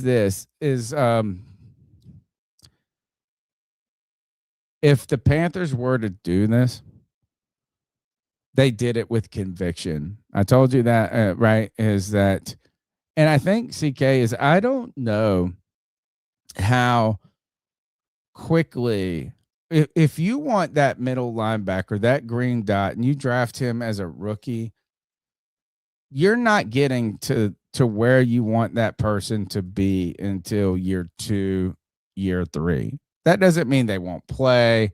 That doesn't mean, but like their potential is not going to be reached. When you sign a player like this, you're saying this is a guy that's going to be the position, and we can look in the draft other ways. The only thing that I come back to this is that right now, if the Carolina Panthers are going to pay him, say we just split the difference between 16 and 20 and say 18 million. One of the subjects that we had running, and that's why we'll pivot to this next, was Dan Morgan said free agency dictates everything. Rico Dowdle's likely gone. I don't think that the Panthers and him have the right future and fit together, let alone the money. But many people are arguing that Cade Mays is going to be a tough sign at $10 million a year. If Cade Mays is a tough sign at $10 million, I don't think it's impossible to get a player like Devin Lloyd. But I think that you would be staking your claim at that point. And I also wouldn't be upset about it. I think staking your claim at a player, because that's a player I want to be more involved now than later. Yeah, I mean, I can't disagree with that. I mean, yeah, I mean, When you get a free agent, CK, right, is like it's not about now only. But I was thinking about players that were restructuring or potential restructure people, and there's a tweet floating around people have sent me about how good Damian Lewis was this year. And we went out and got Damian Lewis and Robert Hunt in the same year, paid them both big money. We paid Robert Hunt even more money. Robert Hunt was a toast of the town last year. Damian Lewis had a very good or a good year his first year. We had a great year this year. These guys are like culture setters now. And in 2 or 3 years from now, I think the Panthers need a guy. Everybody can't be young and everybody can't be old. And sometimes you got to get a premium. And a premium player at middle linebacker is cheaper than a premium player at offensive tackle, cheaper than at defensive end, cheaper than at quarterback. He's going to be making less money than J.C. Horn. This is a position where you could go get a top tier player, overpay slightly. I don't know. I almost think that paying Cade Mays $10 million a year isn't too much. I mean, if you can get the 8, I'd go for the 8 for sure. But no, it's I think Cade Mays has got to be an honest candidate that we want to bring back. I mean, it's. And I know that seems like a dumb thought, but or a dumb statement to make, because it's pretty clear that that's going to be what they intend, is to have him come back. But I just if it's not a priority of theirs, I think that would be my biggest. I think that'd be an error on the part of Dan Morgan. Let's see, we got one more call to go. We'll take this call and let's just quickly talk tight ends. And when I say tight ends, there might be a tight end that some people say could be there at 15 to the 20th pick range, which is in the range of Carolina. But this tight end ran a 4.39. I'm starting to wonder, how does a guy like Kenyon Sadiq out of Oregon slip to 19 or not be in the top 15? When you talk about some of these athletic stats and the way tight ends are changing the game, I feel like people have reached on less at this point. Final call of the night, and we'll just quickly roll through that and then tell you about the Tepper incident and finish up the show. What up, y'all? It's 910 Kyle from Wilmington. Pleasure to see Tony Dunn and CK doing this thing on Tuesday night. Make sure y'all are hitting that like button. This is some good content these boys are putting out. It's the dog days. We almost in the off season, we got to support these guys doing their best to bring us this information, this content, these opinions. As far as the discussion, boys, Tony, CK, I would say hell yes to targeting a linebacker in the second round. Although I would say Anthony Hill Jr. is probably a better prospect, I think, for what we need. I'm of the mindset that this year is either our trade back to get extra picks, or we take a tackle like Fano that can play left right now and then play, but he's had meaningful snaps at all 5 positions on the line, so that he kind of fits what we need. As far as you're taking a quarterback in the late day 3, I really like that Cole Payton kid, 1 year starter, and he's got wheels. So, I mean, he's more of an asset that we can use him in different ways, as well as being a backup quarterback than Taysom Hill, that guy that was always messing with us. Just my opinions. Y'all are killing it. Keep pounding. Thank you very much. We need your insight, because I need you guys to help me decipher through this data of possibilities, impossibilities, improbabilities. When we come back to the tight end position group, CK, as we asked, about the Carolina Panthers, and we just think about positions, and we're just post combine. We'll have a lot more to talk about as we get more information with the free agency and what. But look, is Jatavian Sanders. Oh gosh, why is the guy escaping me? The Notre Dame dude right now. Jatavian Sanders. Well, we got Tremble. Mitchell. We got Mitchell last year, and he looked like he's like pretty productive. Who was the other one? Tommy Tremble. Tommy Tremble. But none of those guys look like the guy, right? I mean, Matt Mitchell might be, to be honest. I think he could stand out. Sanders, how much do the Carolina Panthers want to invest? If you're looking in the first round, and like difference making, wildly athletic tight ends, Kenyon Sadiq out of Oregon, he's a first round pick. It looks like he's a mismatch weapon. He ran a 4.39 40-yard dash, had a 43.5 vertical inch and 11 and 1 inch broad jump. These numbers are like athletically insane. I don't know if the Carolina Panthers need to be doing this, but adding a player like that of that caliber, you can't argue against it. He recorded 8 touchdowns in 2025, and he's viewed as a premier red zone threat. But if the Carolina Panthers were looking to add through the draft other names like Eli Stowers out of Vanderbilt, who had this guy might be a little secret, just a gem of the draft. This guy he ran a 4.51, which is like respectable for tight ends. I mean, not respectable. That's a good tight end. It's like that was a good tight end number until this dude Sadiq ruined it for everybody. All right. He had a 45.5 inch vertical jump. He's an excellent pass catcher. He had 111 receptions and 1,407 yards in the last 2 seasons. Other names like Max Clare, Joe Roy, Jack Indries, day 3 sleepers. I think this is like, for me, like if the Carolina Panthers are either going to take a tight end early or not.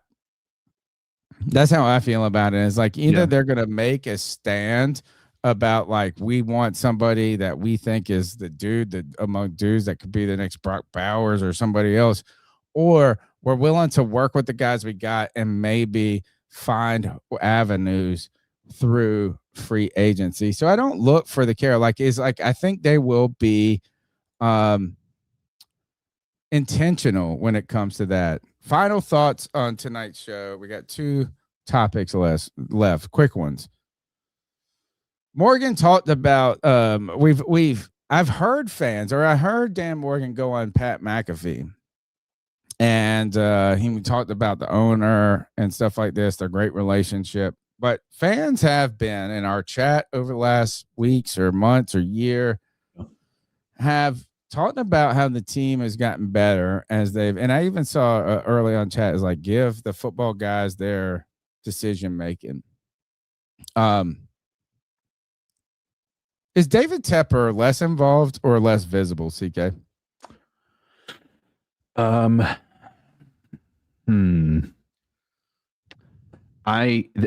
You were asking this, or at least started the thought of this earlier, and I've been trying to figure out what I think my answer is.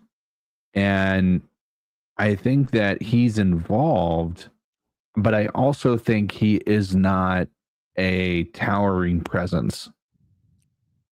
You know, and to clarify my position, I want to make it, is straightforward as I possibly can.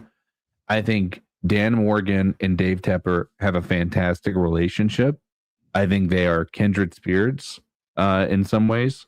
And I think that Dan Morgan absolutely is going to go to, Dave Tepper with, maybe some ideas and see what Dave Tepper thinks or what have you. But I think ultimately the decision still lands on Dan Morgan about, most of the football operations side of things. So I think he is less visible, but I think he's more present, or less present than most people would have believed him to be had this been 2 years ago. I won't say less influential, right? All right. Yeah, This that's a stems good way to from put a it. comment I was asked about David Tepper and Dan Morgan. And the idea is I was looking at this comment from the idea is that David Tepper finally gave it over to Dan Morgan, Brant Tillis, and has stepped out from the point guard discussions to forcing these things or being too orchestrative. But Dan Morgan did say this is not only did he said, look, they have a great working relationship. He's very he's passionate. But he said he does talk to him daily, maybe even more than once a day. So it's not like he's just like, hey, I'll check in when training camp's kicking off. He is there and present, like you said. But how orchestrative he is, we hope is more maybe like we were talking about, the confidence to delegate, right? And to relinquish that, be involved, be there, like to know, be in the know, but not move the needle as much, could be there, right? So those are things to think about. And this comes from a comment where they talked about the ice throwing incident. I think was that a Jaguars game? Was it a Jags game? It was the Jags game in Jacksonville. Yep. And they talked about Dan Morgan said a guy had been obnoxious, talking junk the whole time. You know what? You have to listen to that. I would say to Dan Morgan is like, sorry, you got to listen to obnoxious assholes. You're the super rich in the box. But it said it came down to them. The guy was either celebrating, cheering, or talking junk about a player injury. Dan Morgan had told him to shut the hell up. It escalated. Dan Morgan took a lot of heat. He said, look, and this is a story what makes this endearing and probably authentic and real, CK, is this story's in the rear view. Like, it's not like you had to go back and release these. Dan Morgan, he could have just said, look, it could have diverted the question. So I think that somehow they have developed, not somehow, but there is a strong working relationship there. And what you need with a billionaire like that and a tenuous situation like the Panthers have been is a guy who can be strong, but also navigate those relationship characteristics of meeting Tepper's needs, but also assuring him that you got it. We've already talked about free agency. I don't think is that coming back to that's going to finish anything out. Is like Dan Morgan has said, free agency will dictate the draft. We'll figure that out.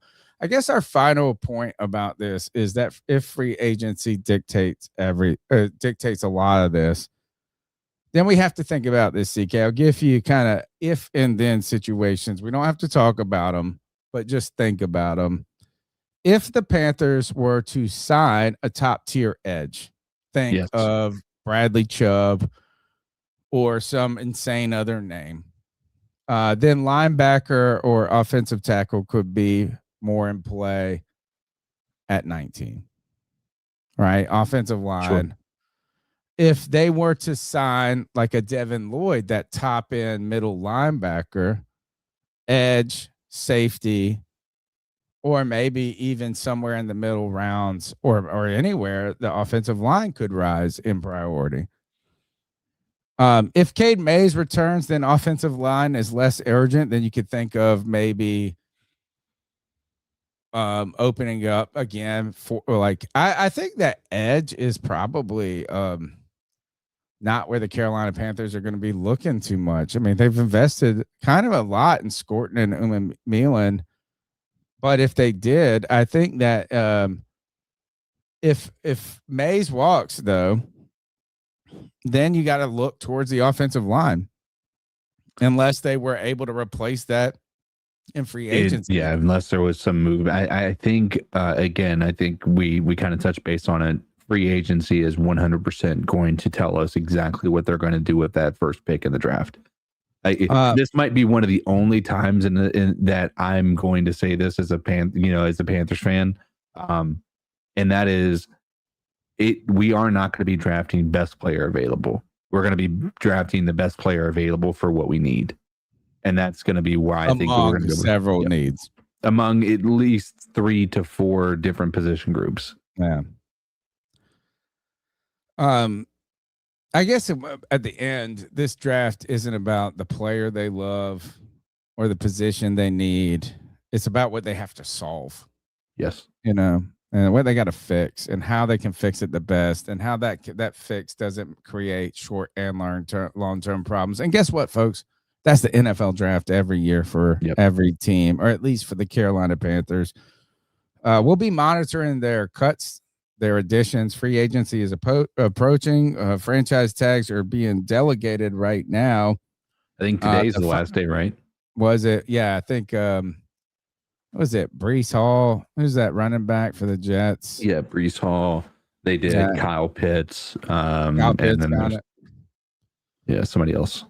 We're not in that group. So soon, though, not too long from now, we're going to be talking about free agents. We'll get these if-thens, can be more stronger if-thens. We've got one final segment. Thank you, everybody, for hanging out with us. Thank you for CK. I know my man's worked all day, been busy. Same for me. Same for all of y'all listening, is everybody's hectic and busy all day, every day. And so if you're listening, I'm thankful for your time and your energy and your attention. It is valuable. We got one final segment to hit them up with, the longest running segment on the longest running Panthers podcast. Let's ice some fools.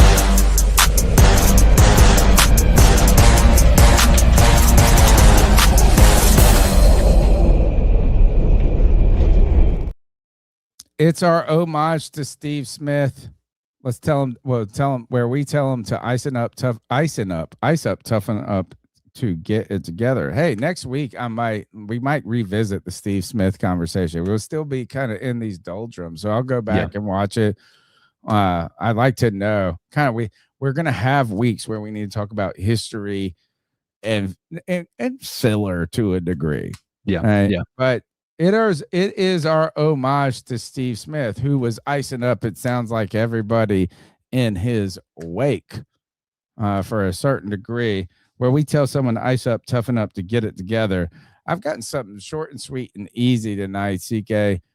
I'm icing up, and it's not capitalism. First of all, I love capitalism in this, but branding capitalism when it comes to nutritional packaging. And really, I didn't buy anything. It's not like it worked, but I was waiting. I had like 5 minutes. I wasn't hungry. I wasn't not hungry. I had my lunchbox with me. I had a pack of unopened David's sunflower seeds in there. I mean, look, I'm not eating them for food, like anything. No, sustenance, no, like not even like I knew. I mean, I had like 4 minutes. I just was like, all right, well, I got nothing. I'm a little hungry. I'm not hungry enough. I'm not really that hungry. But I was like, all right, I'll pop a handful of these seeds. And it's a big bag. I mean, not the biggest bag, but it is not one of those slender bags. It's one of the square bags. And I mean, I was just sitting there spitting these few seeds, 2 minutes of quiet by myself, probably the best part of my damn day. And I was looking at the packaging, and it was like 13 grams of protein. I was like, damn. Because they almost made it so I was like, I'll eat if it would have just been a candy bar, I wouldn't have eaten it because I wasn't hungry, didn't want shitty sustenance. Anyway, so I just flip the package over like I do a lot of times and just look at the nutritional facts. There are 13 grams of protein in that bag of sunflower seeds.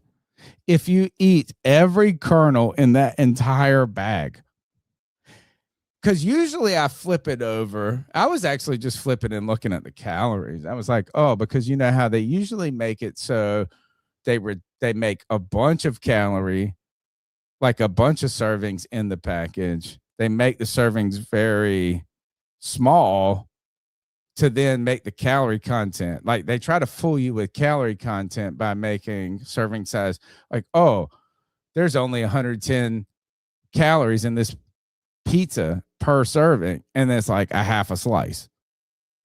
This was the opposite. It was like they were not trying to hide the calorie content. They were trying to inflate the protein content. So I guess I could have, imagine if you're just a consumer who is hurt or trying to raise your make decisions based on increased protein, and you walk by this bag of sunflower seeds, you see 13 grams of protein, and you go, oh man, that must be a healthier option. It's not unhealthy, but your mouth, you would have sores. No, from all of the the Salt. sodium. Yeah, the sodium all would of be this super is bad. that to eat all of those, what I would say is this: I don't know the solution other than being informed consumers.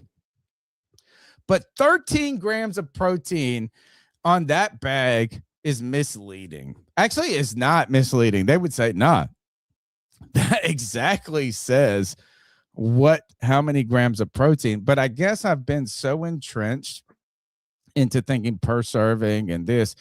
My ice up goes to the way the industrial food complex navigates, negotiates, and extorts and distorts nutritional facts and the serving to this. Usually it's in the other way around, where it's like, oh, this is only 80 calories. But then you're like, oh, that's 4 goldfish. Yeah. That's that's my no, ice. you're ice up 100%. In the same vein of, sitting down and looking at this what I would call a document, right? I don't know if you got a chance to watch the deposition of Bill Clinton, but there was a moment when they were showing him pictures of himself in the Epstein files in hot tubs with Is that ladies. swimming pool one or a hot tub? They're showing it to him, dude. Like it's like he's in the Congress in that closed door session, and he's got the file in front of him, and the dude is just creepily looking at these photos, just with a grin on his face, like he is reminiscing the best moments of his life.